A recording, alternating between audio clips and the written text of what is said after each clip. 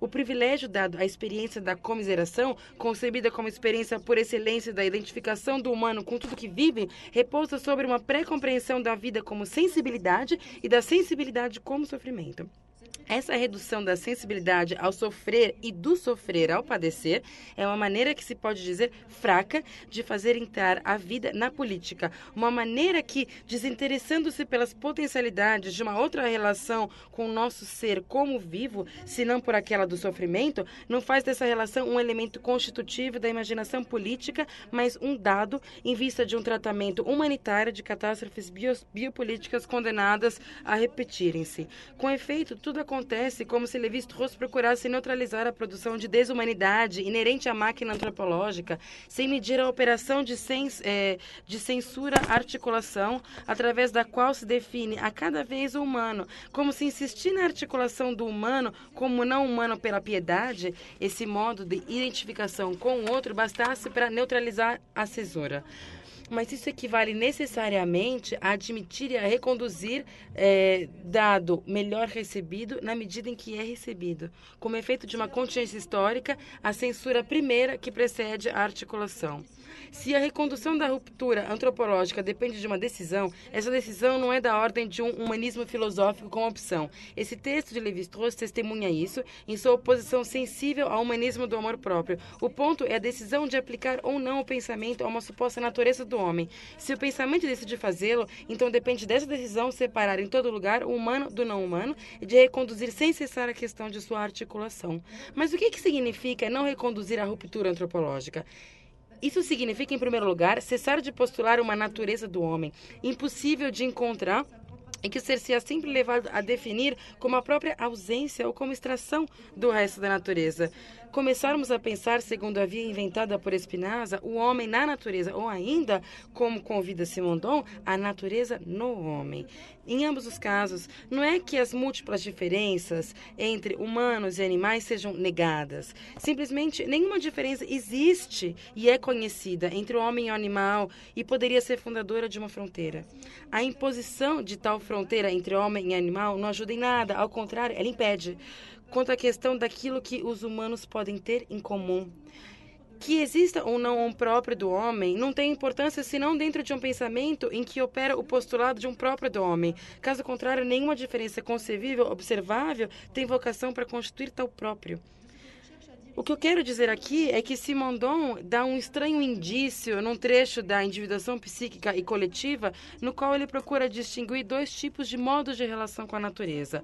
Em primeiro lugar, apoiando-se em uma distinção entre o homem como ser de espécie e homem como ser espiritual, Simondon toma o risco de um curioso esclarecimento. Aspas. Nada comprova, aliás, que os grupos humanos sejam os únicos a possuir os caracteres que definimos aqui. Pode ser que os grupos animais comportem certo coeficiente que corresponde àquilo que procuramos como base de espiritualidade nos grupos humanos. Fecha aspas. O que ele repete discretamente em seguida é: a individuação biológica no homem, e talvez também no animal, não resolve inteiramente as tensões. O prolongamento dos comentários de Simondon quanto à noção fictícia da animalidade encontra-se em sua abordagem da afetividade, segundo a qual, quando se trata de afeto, lida-se apenas com relações entre singulares, nunca com espécies ou membros de espécies. É dessa forma que, quando ele analisa o papel da afetividade naquilo que ele chama de comunicação das subconsciências, Simondon formula a hipótese de que nem a comunidade de ação, nem a identidade dos conteúdos de consciência são suficientes para estabelecer a comunicação intersubjetiva.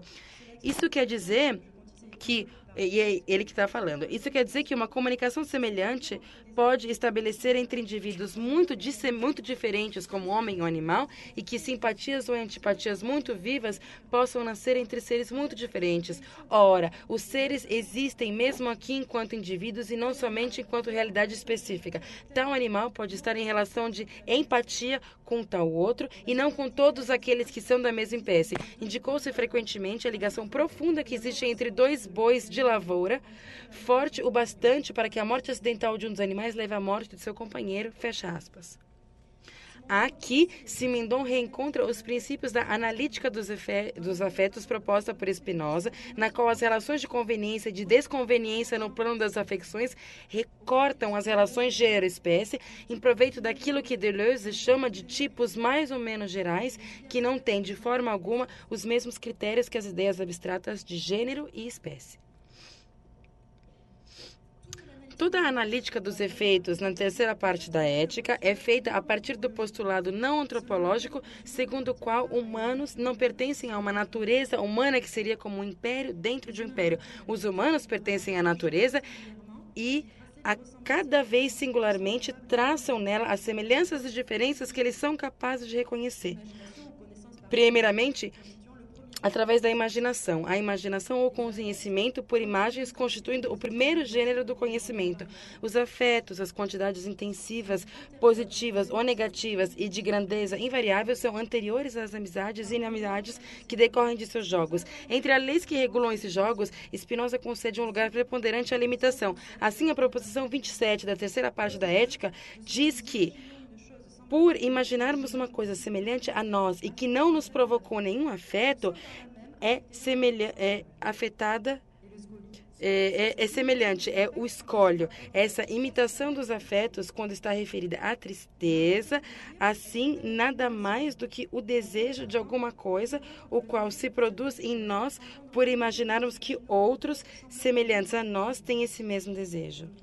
Vemos que não há nenhuma necessidade de sentir uma inclinação particular a respeito dos outros, dos quais imaginamos que sintam tal ou tal afeto, para que esse afeto se comunique conosco. Basta que esses outros sejam para nós semelhantes. Ora, para que um ser seja para nós um semelhante, segundo Spinoza, basta que imaginemos ou julguemos como tal.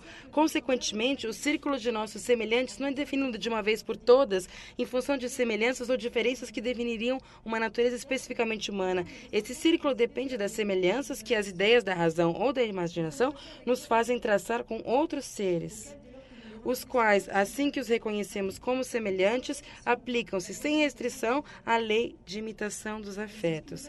Assim, Spinoza pode traçar uma corrente que conduz essa definição do semelhante à indignação como afeto político. Eu cito: a proposição 21 nos explica o que é a comiseração, que podemos definir como a tristeza originada da desgraça alheia. Não sei, por outro lado, como denominar a alegria originada da felicidade alheia. Além disso, chamaremos reconhecimento o amor a quem fez o bem a outro e, contrariamente, indignação o ódio a quem fez o mal a um outro. É a proposição 22 da terceira parte da Ética.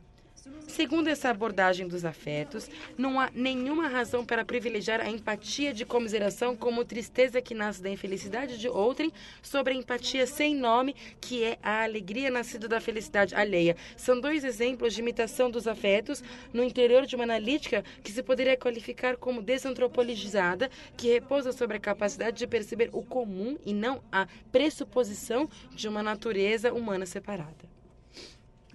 Que essa alegria que nasce da felicidade de um outro, no qual escolhemos ver um semelhante e não tenha nome, isso inevitavelmente diz algo sobre a cultura que não soube ou não julgou ser útil de dar-se um nome.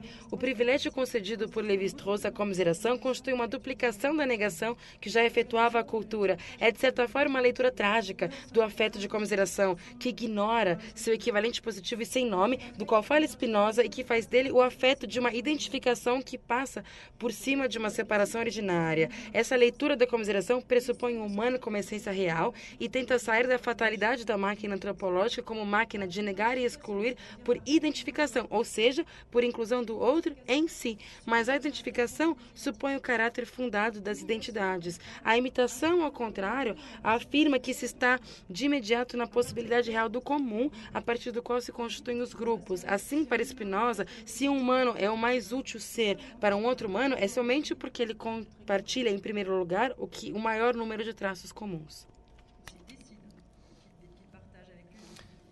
Que ele divide com ele mais aspectos comuns.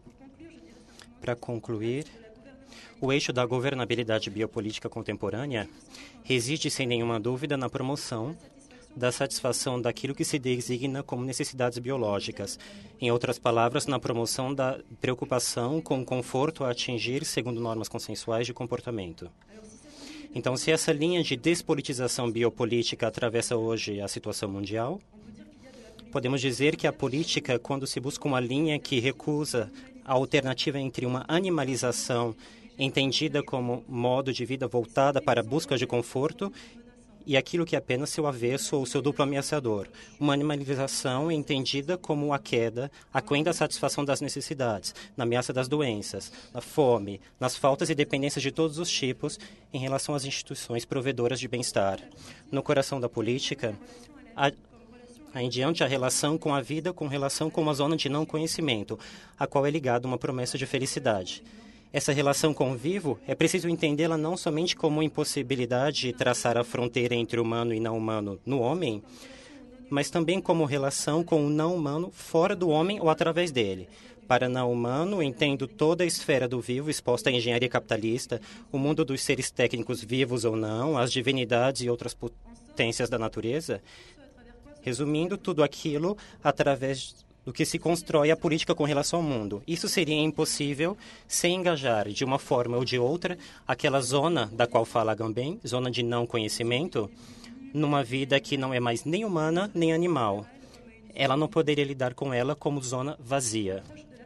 A abordagem da afetividade que dá à imitação dos afetos um lugar central permite esclarecer do que é preenchida essa zona entre homem e animal, na medida em que não é apenas uma zona no homem, mas existe também fora dele ou através dele ou em direção a outra coisa. Cada vez que uma relação está em jogo com algo não humano. A mimesis spinozana, a recusa simondoniana de situar a cintura, provocando de afetos não antropologicamente definidos, indicam, eu penso, um caminho para não fazer desta zona, em e fora do homem, um deserto pasteurizado. Obrigada.